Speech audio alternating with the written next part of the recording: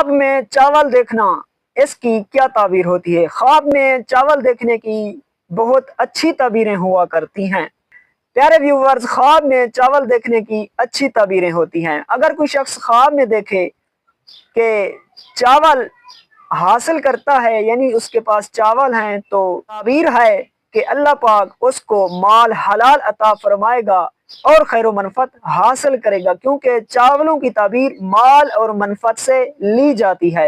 अगर कोई शख्स ख्वाब में देखे कि पके हुए चावल खाता है या पके हुए चावल उसके पास हैं, तो दलील है कि माल और मनफत हासिल करेगा और खैर और नेकी देखेगा।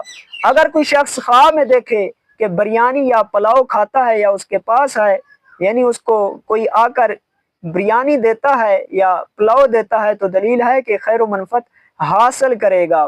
ख्वाब में पके हुए चावलों की ताबीर मुराद से ली जाती है, यानी साहिब ख्वाब की मुराद हासिल होगी।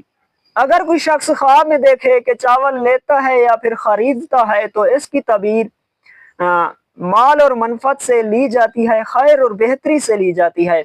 अगर कोई शख्स ख्वाब में देखे कि मीठे चावल खाता है या दूध वाले चावल खाता है, तो इसकी ताबीर माल और मनफत से ली जाती है, यानी साहिब ख्वाब को चावलों की मिकदार के मुताबिक माल और मनफत हासिल होगा।